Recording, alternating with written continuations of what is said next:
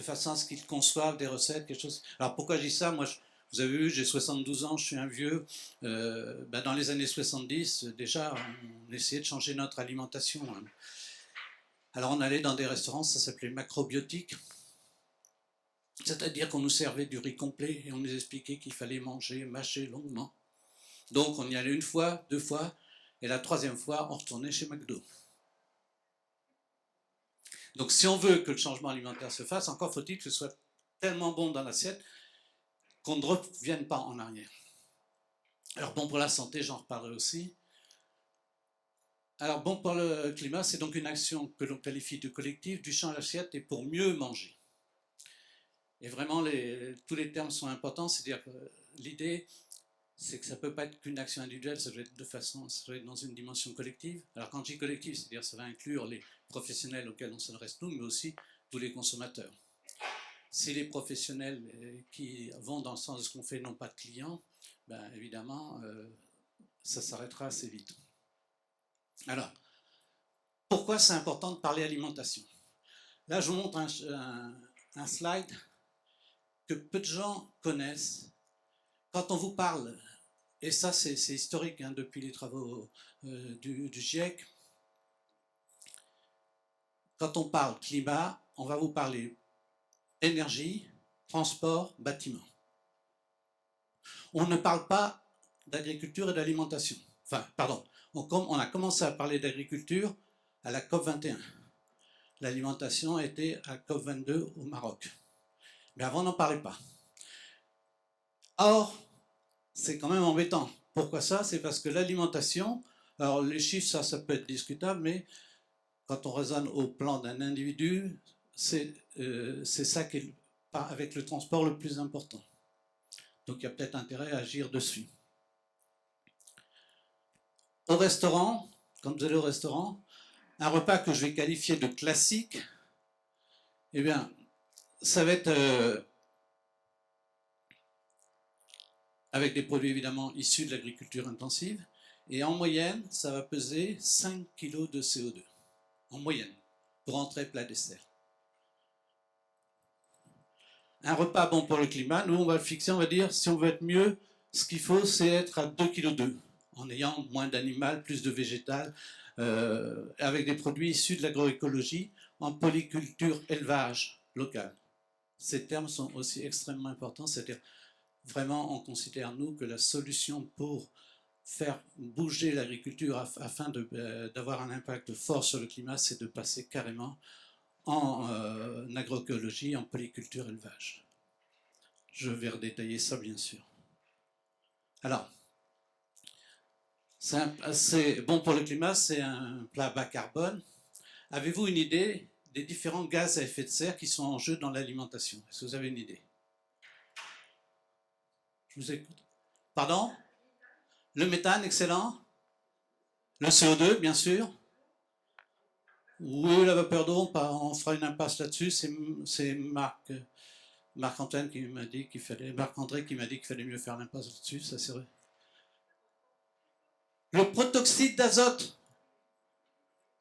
Et puis vous allez voir, alors, gaz à effet de serre, CO2, bon, chauffage, énergie, transport, c'est important, mais c'est pas ça.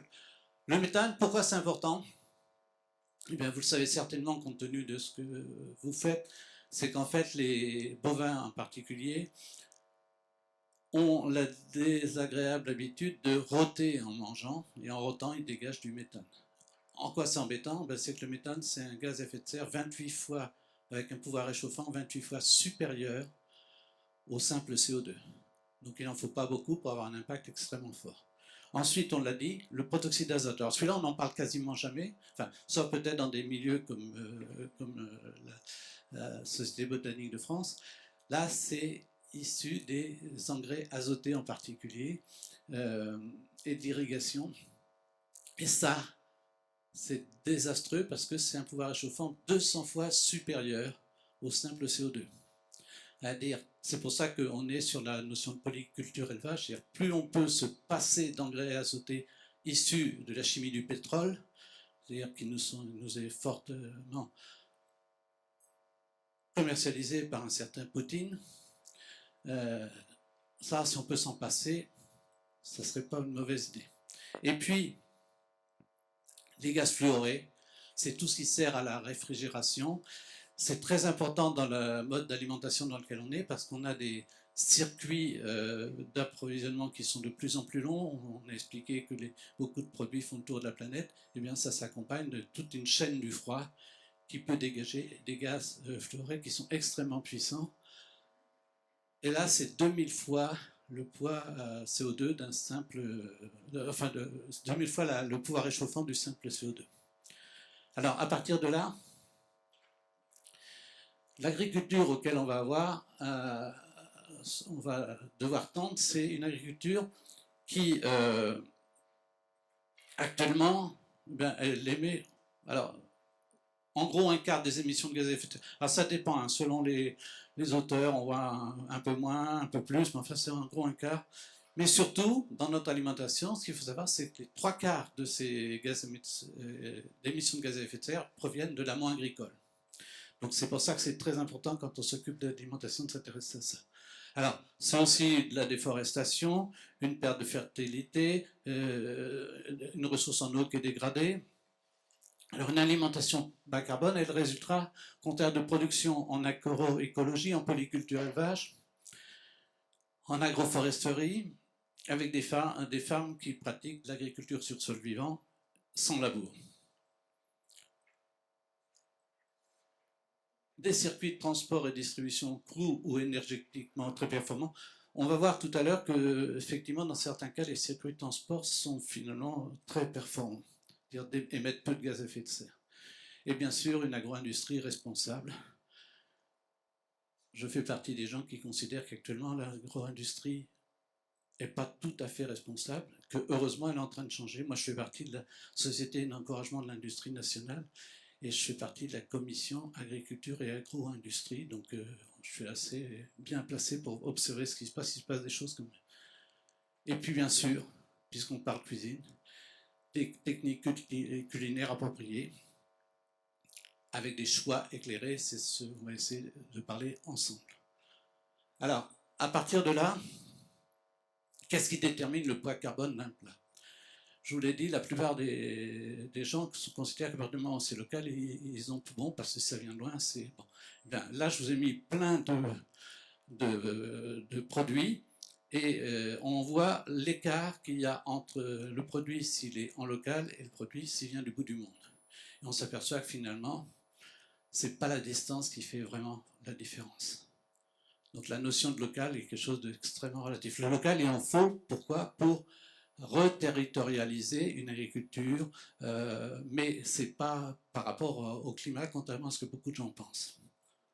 Alors, à partir de là, on va parler CO2 dans les produits. Et là, je vous ai mis en nombre équivalent de baguette. Alors, pourquoi j'ai mis en nombre équivalent de baguette? C'est que la plupart des gens qui parlent, ils nous parlent en kilomètres de voiture, en trajet Paris-New York, et tout ça, ça m'énerve, parce que c'est vraiment pas pour moi une référence intéressante. Donc c'est pour ça que j'ai traduit ça en baguette. Alors, la baguette, il faut savoir qu'une baguette de 250 grammes, ça pèse 180 grammes de CO2. Alors à partir de là, dites-moi, à votre avis, pour 1 kg de bœuf, pour 1 kg de porc, pour 1 kg de volaille, et pour 1 kg de poisson, à peu près, c'est équivalent à une consommation de combien de baguettes, à peu près? Dites-moi à peu près. Des ordres de grandeur.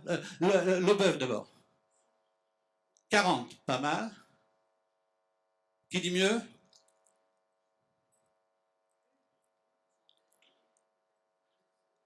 Un kilo de bœuf, c'est 236 baguettes. Alors je tiens à préciser, quand je dis 1 kilo de bœuf, 236 baguettes, en agriculture intensive.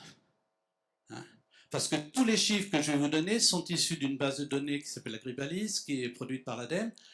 Et il faut savoir que l'ADEME s'est jusqu'à maintenant refusé à donner les chiffres de la production en polyculture élevage en bio parce que c'était tellement minoritaire dans les productions qu'ils disent bah non, ça coûte trop cher ces études, on ne fait pas. Donc ça c'est... Pardon? J'ai cru que quelqu'un me posait une question. Non. D'accord.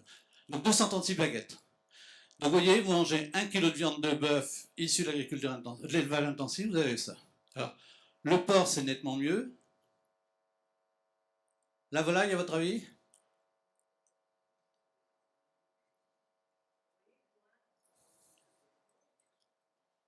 Et le poisson, 30 baguettes. Alors, le poisson, c'est pas par rapport à ce qu'on lui donne, hein, là c'est du poisson sauvage, bien sûr. Mais c'est parce qu'on va le chercher de plus en... Il y en a de moins en moins dans nos mers, donc on va le chercher de plus en plus loin. Et donc, c'est la chaîne du froid qui s'installe, qui produit ça.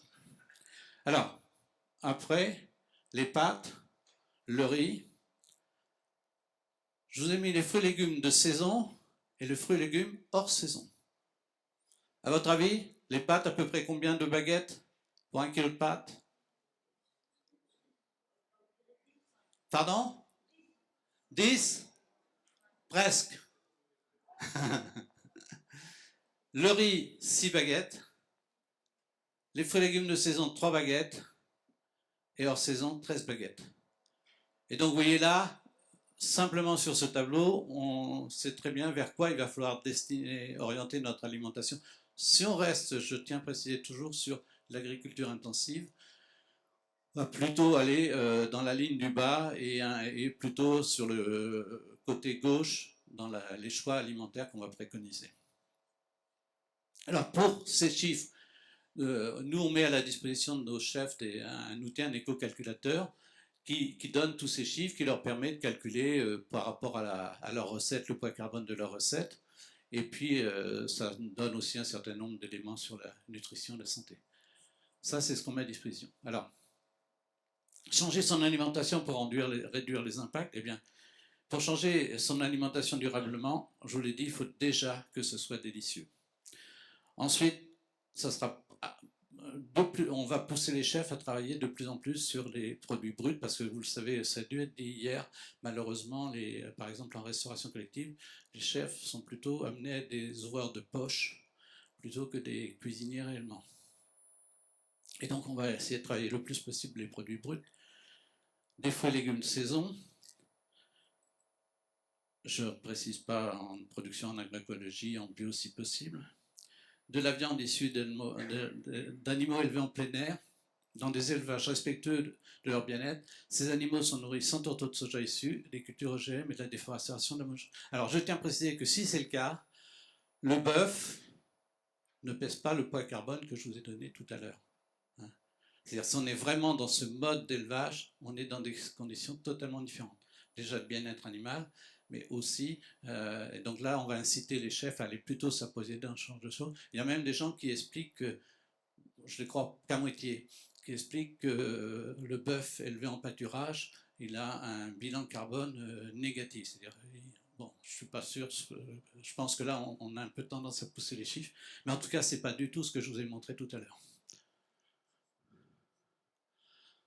Alors, la difficulté quand on est consommateur, c'est que pour s'alimenter bas carbone, il faut connaître un certain nombre de choses, le mode de production.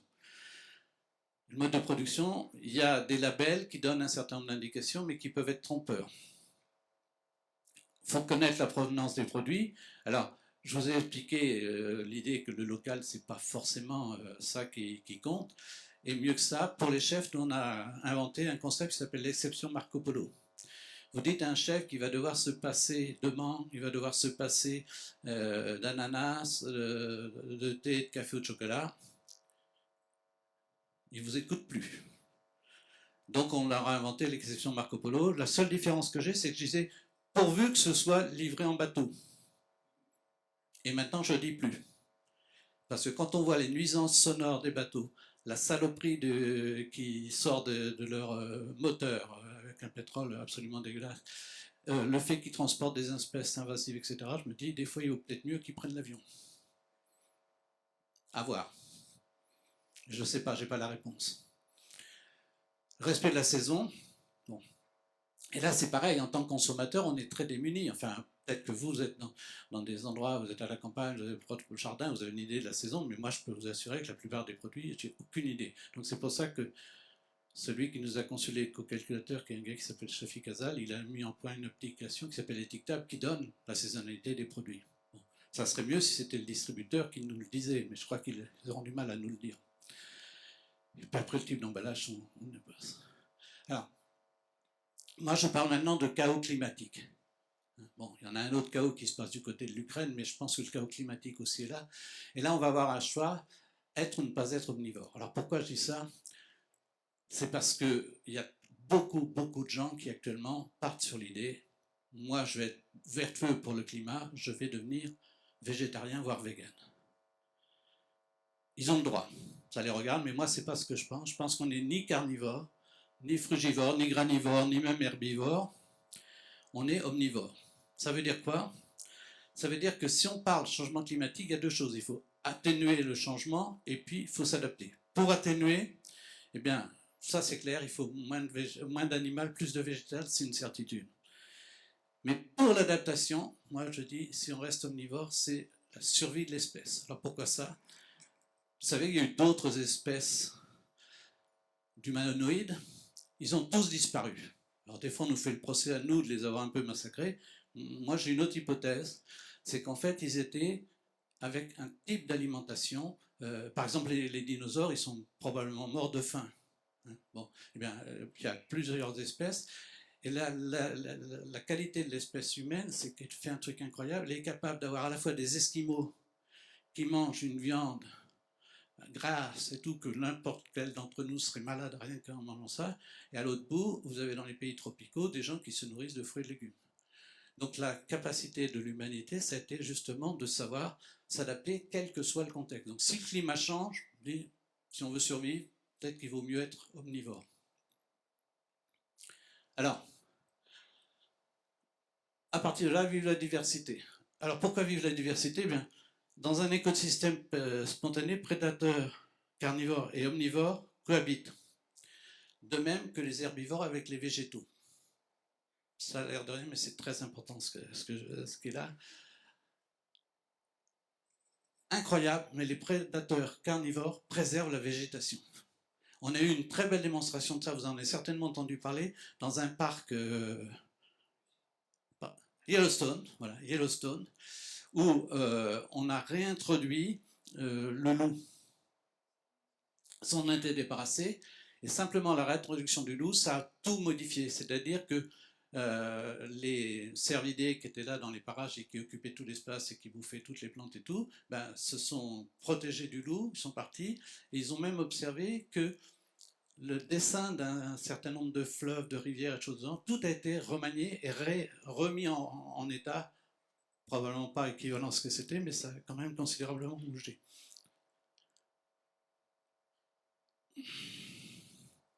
Alors ensuite, de l'autre côté, ben, élever des herbivores en pâturage, avec des arbres et haies, ça préserve le paysage, la biodiversité, et c'est favorable aux cultures.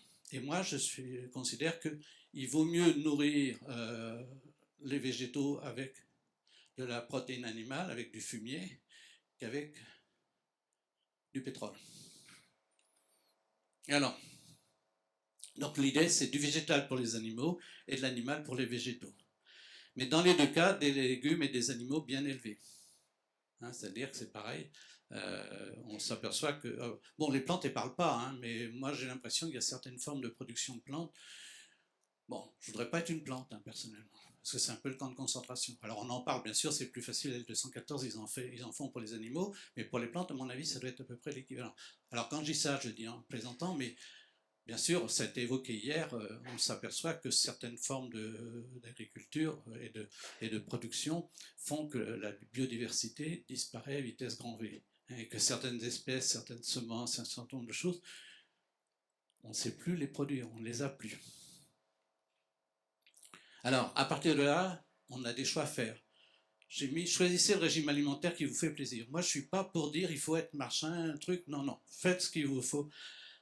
Mais prenez des produits bien élevés, ils vont être plus chers, mais ils vont avoir un bien meilleur impact écologique et social. Par exemple, il y a un truc qu'on dit très peu, mais enfin, ça commence à se dire, il semblerait que, ça, je vous invite à lire ce livre, voilà, ça, je vous invite à lire ça, c'est Vandana Shiva et Jacques Kapla qui ont produit ça, ça s'appelle Une agriculture qui répare la planète. Ils disent, quand on parle de rendement agricole, il y a un truc que l'on néglige complètement, c'est le fait que ces plantes à haut rendement n'ont pas forcément les mêmes nutriments que les autres. Et donc, si on fait le bilan entre ce qu'on produit avec des plantes qui sont ce que j'appelle bien élevées et des plantes qui sont élevées industriellement, il n'y a pas forcément photo. Et en termes d'alimentation humaine, il vaut probablement mieux des plantes bien élevées. Alors, votre alimentation sera un peu plus écologique. Je ne sais pas pourquoi j'ai mis ça. Parce qu'elle sera meilleure pour votre santé et pour notre planète. C'est bizarre, c'est parce que ça devrait être mis là parce que s'il y avait, on prenait les produits de saison. Sans saison, c'est plus économique. Voilà, bah c'est après. Voilà. Bon. Si vous achetez que des produits de saison, en pleine saison, c'est là où ils sont les moins chers. Et donc c'est là où on va à peu près avoir une baisse de tarif, alors que si c'est hors saison, évidemment, c'est beaucoup plus cher. Avec 3 repas par jour, hein, matin, petit déjeuner, déjeuner, dîner, donnez-vous 1000 opportunités par an pour agir sur notre planète, sa biodiversité et son climat. Alors, c'est pourquoi j'ai mis 3. Au début, je disais 3 repas par jour, vous pouvez être bon pour le climat. Puis je me suis aperçu que ce n'était pas une bonne idée. En fait, il vaut mieux dire 1000 repas par an. Parce que je multiplie 3 par 365. Et du coup, ça permet d'avoir 1 à 2 fois par semaine un repas de fête où on s'éclate et on se prive de rien. Vous voyez l'idée? Alors attention, c'est pas parce qu'un repas de fête, et c'est un repas de fête, c'est pas pour ça qu'il est forcément très carboné. Alors là, j'ai le plaisir de vous présenter un banquet qui a été mis en place par l'ami Christophe qui est là. Ce livre-là, on parle, hein, c'est un banquet qui a été fait par Régis Marcon, qui était là hier matin. Et Régis, il a trouvé le moyen de nous faire un repas, pour ceux qui ont eu la chance d'y participer. Il y a eu 6 services successifs, c'est-à-dire c'est pas simplement entrée, plat, dessert, c'était 6 services successifs. Mais si vous regardez là, le poids total du repas ne pesait que 1650 grammes de CO2. C'est-à-dire qu'il était. Alors, là où il s'est un peu lâché, Régis, il vient de l'Auvergne, vous avez compris, il a mis un peu de fromage, là, il a un peu plombé la note, mais globalement, c'était super. Alors, maintenant, qu'est-ce qu'on fait nous? On voudrait sensibiliser un peu le monde de la cuisine parce que si vous me demandez combien on a d'adhérents, je ne suis pas sûr que je vous communiquerai les chiffres parce que soit je vous mens, soit je vous dis la vérité, mais c'est assez triste. Alors ça fait 7 ans qu'on existe. Parce qu'on a fait une erreur absolue, on a dit aux chefs français qu'ils étaient inscrits au patrimoine de l'humanité, la gastronomie française. À partir de là, beaucoup de chefs considèrent qu'ils ont tout bon. Donc nous, on a dit, il faut aller plus loin. Alors à partir de là, j'ai inventé ce truc-là. C'est un petit jeu pédagogique. Je vais vous décrire comment ça fonctionne.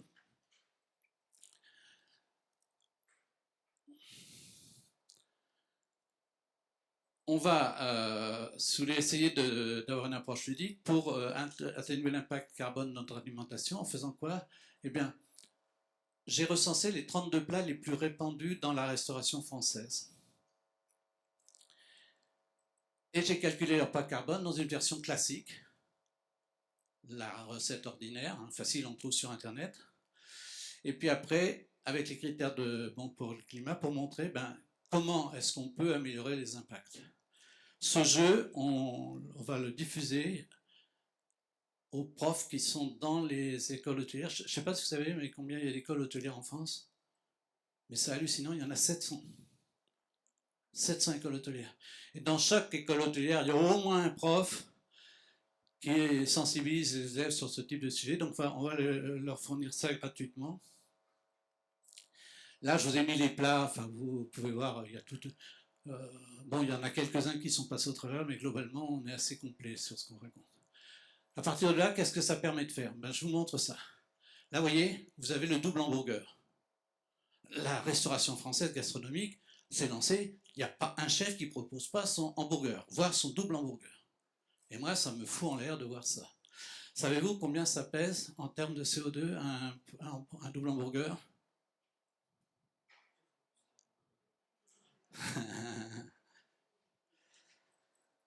Alors moi, je préfère le sandwich jambon beurre. Bon, ça fait un peu franchouillard de vous dire ça, mais n'empêche que sur raisonne climat, on n'a pas faux. Alors, le double hamburger, incroyable mais vrai. Si vous regardez en haut, c'est près de 12 kg de CO2. Alors pourquoi 12 kg de CO2? Deux steaks de 100 grammes plus deux tranches de cheddar de 40 grammes et on arrive à ça. Alors, heureusement, il y a quand même des restaurateurs qui ne sont pas idiots, qui disent quand même il faut qu'on soit vertueux. Et donc, il y en a certains qui sont sur les ratios de bon pour le climat. 6,5 kg de CO2. Ceux-là, je les nomme, c'est McDonald's. Si vous allez manger un Big Mac chez McDonald's, ça n'est que 6,5 kg de CO2. C'est quand même pas mal. Hein? Bon, c'est quand même 3 fois ce qu'on préconise nous. Hein? C'est-à-dire, nous, on dit 2,2 kg pour le repas. Simple hamburger, bon. Alors, pourquoi je dis qu'il vaut mieux aller dans le sandwich jambon beurre? Ah, oui. Eh bien, sandwich jambon beurre, c'est combien de CO2? 700 grammes seulement. Il n'y a pas photo. Alors, on se dit quand même, on va améliorer les choses, on va être dans bon pour le climat. Et si vous regardez, même avec bon pour le... Oui, même avec, on est encore à 700 grammes. Alors pourquoi ça? Eh bien, si vous voulez un bon sandwich jambon beurre, vous n'allez quand même pas retirer du jambon. Vous n'allez pas retirer le beurre. C'est ce que faisaient certains restaurateurs, en gros, hein, si vous voulez. Bon.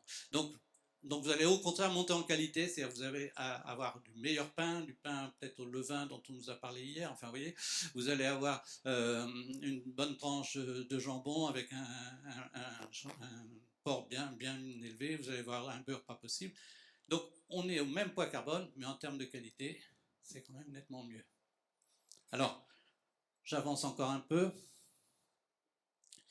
Avez-vous une idée du poids carbone des tacos, du kebab, la pizza reine, la crêpe complète, la quiche lorraine?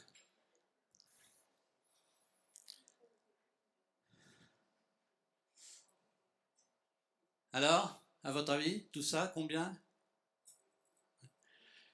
Eh bien, si vous voulez, les tacos, c'est 3,5 kg de CO2.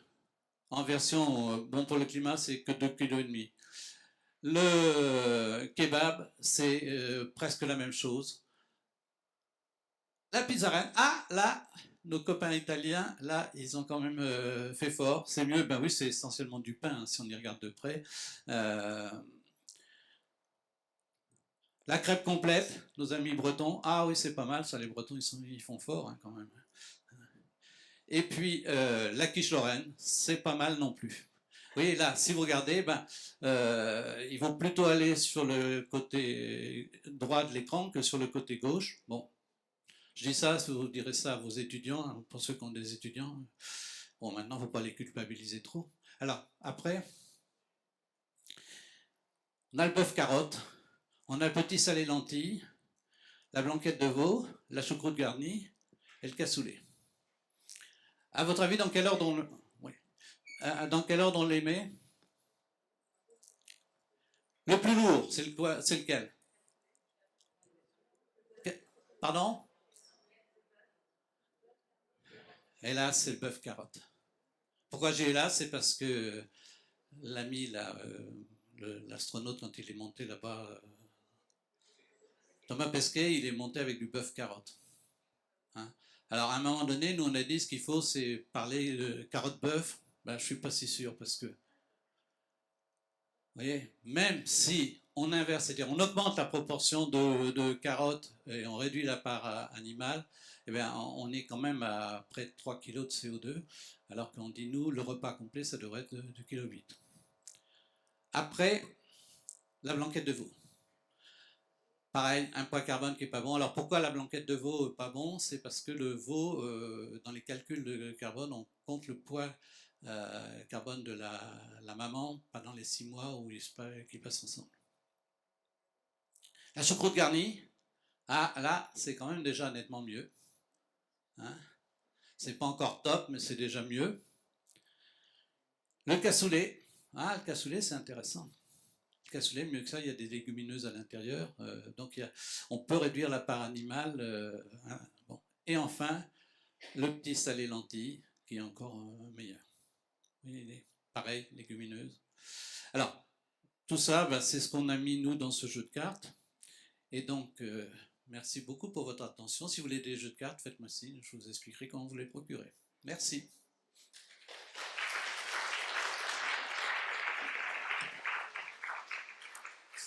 Merci beaucoup, Jean-Luc. On peut prendre quelques questions. Oui, merci. J'ai deux commentaires. Oui. Le premier, c'est sur votre première image, vous montrez les différentes activités, leur impact carbone, et le numérique vient en dernier avec presque rien. Alors, je voudrais quand même dire que moi, je suis très inquiet sur le numérique parce que je pense qu'on est en train d'assister à une explosion des usages du numérique. Presque personne n'en parle, mais quand j'entends parler de voitures connectées, de maisons connectées, la 5G qui permet de visionner plein de vidéos, etc., moi, ça me fait peur. Là, je crois que là, ça va vraiment devenir tout à fait majeur. Bon, alors maintenant, mon second commentaire, c'est que une bonne alimentation, on parle depuis hier beaucoup des chefs étoilés, mais ça représente une petite fraction de l'alimentation globale. L'essentiel, c'est la restauration collective. Et là, moi, je me souviens, par exemple, dans les stations de recherche de l'INRA, dans le temps, il y avait une cuisinière ou un cuisinier salarié de l'INRA et qui faisait la tambouille tous les jours. Depuis, on les a obligés à passer par des appels d'offres. Ça, c'est un instrument satanique, parce que les appels d'offres ne peuvent y répondre que des gros intervenants. On les connaît tous. Et c'est, comment dire, en quelques dizaines d'années, c'est devenu des très grandes entreprises dont la logique, c'est un peu comme pour les EHPAD, hein, la logique est financière, dire qu'il y a des gars qui passent leur temps à discuter au centime près sur le coût des ingrédients, donc ça baisse systématiquement vers le bas la qualité des aliments, etc. Et la restauration collective, eh ben, si on ajoute tous les scolaires, toutes les collectivités territoriales, toutes les maisons de retraite, etc., tout ça, ça fait une proportion considérable des repas qui sont pris. Et à mon avis, donc, c'est quelque chose de très important que vous devriez, ou que vous faites peut-être déjà, prendre en compte. Merci. Merci. Alors, pour le numérique, je suis d'accord avec vous, mais moi, je suis très content d'avoir, je ne sais pas combien de centaines de personnes qui m'écoutent là actuellement, parce que grâce au numérique. Donc, je suis très ambivalent par rapport à ça. Je pense que le chiffre qui est mis est sous-estimé. Hein, ça, je suis sûr que c'est sous-estimé. Mais bon, globalement, vous avez raison. Alors après, tout dépend de comment on produit l'énergie qui permet d'alimenter ce numérique. Bon, mais c'est un autre sujet. C'est pas le sujet d'aujourd'hui. Alors, après, sur la restauration collective, vous avez parfaitement raison. Moi, j'ai créé une entreprise il y a une trentaine d'années, et mon premier client, c'était ce qui s'appelait Général de Restauration. Donc, je connais bien ce milieu, j'ai beaucoup travaillé, je fais partie du comité de pilotage d'un label pour la restauration collective qui s'appelle Virage à table, qu'on est en train de lancer, parce qu'effectivement, il y a énormément de boulot. Et moi, le drame de la restauration collective, c'est ce qui a été évoqué hier par Régis Marcon, à savoir que on a des élèves qui sortent d'écoles hôtelières, qui sont formés pour faire de la cuisine, et on leur demande d'ouvrir des poches. Et ça, c'est désastreux parce que, alors qu'ils ont un amour de leur métier, alors ils sont dans la restauration collective parce qu'ils ont fait un choix de vie globalement, en général, c'est moins contraignant d'être dans la restauration collective que dans la restauration commerciale. Mais n'empêche, de là à perdre leur métier, ça les embête. Alors, il y a quand même une bonne nouvelle, pour le scolaire en tout cas, c'est qu'il y a les associations de parents d'élèves, il y a les politiques. Et on s'aperçoit que dans certaines écoles, incroyables, y compris des chaînes de restauration collective style Elior, Sodexo et consorts, sont capables de faire des choses extraordinaires avec des femmes de service qui expliquent aux gamins, enfin qui font de l'éducation. Tout n'est pas noir et blanc, c'est-à-dire après il y a nécessité d'une pression. Alors là-dessus, c'est clair qu'il ça ne peut être que des mouvements citoyens, on fait la pression pour que les choses bougent. Mais vous avez parfaitement raison, c'est des volumes colossaux. Oui. Et, alors, bonjour. Et en fait, effectivement, j'abonde un peu dans le sens de Monsieur Chauvet, effectivement, que par rapport effectivement à l'outil marché public, sauf que je déplacerai un petit peu le curseur au sens où c'est pas à l'arrivée des marchés publics que ça a été problématique, parce que des réchauffeurs, il y en avait déjà, et on les avait déjà appris, où c'était, en fait, les deux mamelles étaient hygiène et sécurité. Qualité, c'était, on n'en parlait pas, en fait. Et le marché public, le problème du marché public, la réalité, je crois que c'est d'avoir en fait, ce sont les règles du commerce qui prévalent avant les règles de maintenant, ce qu'on pourrait appeler effectivement la métamorphose écologique, etc. Enfin, du coup, tant que ce sont les règles financières qui prévalent, c'est vrai qu'on pourrait dire, bah, aujourd'hui, le marché public, au lieu de dire, parce qu'on n'a pas le droit de dire local, par exemple, dans un marché public, bon, alors, on arrive toujours à contourner, etc., mais ça prend une telle énergie, et quand on sait que le cuisinier, la cuisinière doit faire à manger, commander, respecter un tas de normes HACCP, etc., enfin, je veux dire, on leur demande toujours plus, avec un budget constant. Donc, ça veut dire qu'on veut c'est comme si on faisait un parallèle avec des fenêtres artisanales. Et ben on veut de l'artisanal en bois local fait par un petit artisan ébéniste au même prix que du lapère, voilà. Et ça, en fait, est là où le politique devrait bouger. Effectivement, il y a sur cette question du prix, accepter, oui, on va mettre plus cher dans l'assiette, mais pour si on prend un peu de hauteur sur la collectivité, dire ok, ça va être un bénéfice pour tout le monde. Donc il y a cet aspect-là. Et moi, je me dis qu'effectivement, j'aime bien votre image de dire, bah oui, il faut que ce soit quelque chose aussi de délicieux. Mais aujourd'hui, dans ce monde de l'image, etc., pour moi, il faut quelque chose de désirable. Ça veut dire que des fois, je me dis, bah effectivement, toute la publicité, si on la mettait au service de la transition écologique aujourd'hui, mais en 3 ans, on est tous des écolos, quoi. Enfin, je veux dire, si toute la publicité qu'on met aujourd'hui à consommer était tournée vers rendre désirable cette transition écologique, on aurait tous envie de croquer dans des fruits juteux, machin. Voilà, quoi. Et de manger de la viande élevée en bio, etc. Enfin, voilà. Donc c'est vrai que pour moi, ça passe aussi par l'image. Et d'ailleurs, je fais une toute petite dernière parenthèse, c'est qu'aujourd'hui, par exemple, il y a ce qu'on appelle les CVO pour les producteurs. Ils payent des contributions volontaires obligatoires qui devraient aller dans des interprofessions pour payer la publicité, par exemple, pour faire la promotion des filières. Ben aujourd'hui, pour la bio, par exemple, ils devraient retoucher à peu près 5 millions, et au niveau national, 200 000 euros ont été dépensés pour faire de la publicité pour les filières bio. Enfin, vous voyez, vous imaginez le décalage, quoi. Donc voilà. Bon, moi je n'ai rien à ajouter, je suis assez d'accord avec ce que vous dites. Hein, alors après, méfiance quand même sur le côté désirable image, parce que quand même moi quand je suis dans un restaurant, ce qui compte c'est ce que je mange, hein, que ce soit joli. Alors les chefs ont un certain talent pour faire ça, ils font des trucs absolument superbes, mais à la limite des fois c'est pas très bon, mais c'est tellement bon que je leur en veux pas, quoi. On s'arrête là? Y a-t-il d'autres questions? Oui. J'étais surpris par ton chiffre sur le riz, parce que moi j'ai toujours appris que les rizières étaient des grosses pourvoyeuses de méthane et autres, donc il y avait un chiffre très bas sur le coût carbone du riz. Et j'ai été comme toi surpris par le chiffre que j'ai affiché. Ouais. Parce que normalement les rizières c'est poids carbone élevé parce que ça produit du méthane. Bah oui, je suis voilà. parfaitement d'accord avec toi. Donc, enfin, c'est d'ailleurs une des choses qu'on explique. Il y a quand même un bouquin passionnant qui a été écrit et c'est avec l'arrivée de l'agriculture en Occident, l'élevage en Occident et les rizières en Asie, que le changement climatique a commencé à s'opérer aux alentours de 10 000 ans. Et donc, simplement, c'est issu de il y a peut-être un bug sur notre éco-calculateur. Oui. Parce que quand j'ai mis le chiffre, je me suis dit, tiens, c'est bizarre, mais bon. Avant, c'était pas ça que je mettais, puis j'ai révisé. Bon, donc voilà, c'est peut-être moi. Parce que c'est vrai, il a raison, Christophe, le riz, malheureusement, poids carbone important du fait qu'il y a les rizières émettent du méthane. On s'arrête là? Ah, Marc-André.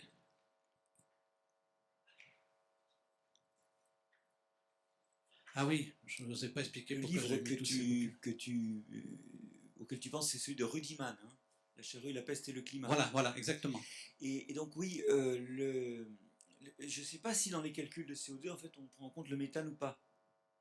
Parce que le problème du riz sur le climat, c'est que si c'est une riziculture inondée, on a de la méthanogénèse et du protoxyde d'azote. Mais je ne suis pas sûr que dans les bilans CO2, on prend ça en compte. Normalement, c'est en équivalent CO2. Il y a tout. Hein, il y a le... Ça me tue. Ouais. Si la source est agribalise, oui, évidemment, c'est converti en fait. Ouais. Alors, je vous avais mis 4 bouquins. J'ai parlé de celui-ci, j'ai parlé de celui-ci, j'ai pas parlé des 2 autres. Ça, c'est un bouquin dont je suis co-auteur. L'intérêt, c'est qu'il y a des recettes. Mais alors, par contre, tu as raison, c'est des recettes de chef, donc un peu galonnées, donc c'est un peu... Bon, peut-être Flore, quand même, tu y es, non. Non. Et puis celui-ci. Alors, je dis ça parce que moi, j'adore Marc-André. Il écrit des bouquins absolument passionnants. Je pense que vous avez tous lu, sinon il faut aller d'urgence l'acheter là-haut. L'origine du monde. C'est un fabuleux ce bouquin. Mais il y a aussi ça qui est sorti à peu près en même temps. Ça s'appelle Petite histoire naturelle. Dieu merci, on a eu le Covid et on a eu le confinement. Il a eu le temps d'écrire ça. Et je trouve ce livre absolument super. Alors, ça, c'est pas pour vous, c'est pour les gens que vous connaissez et que vous voudriez sensibiliser à ce que raconte Marc-André. Voilà. Voilà. Merci.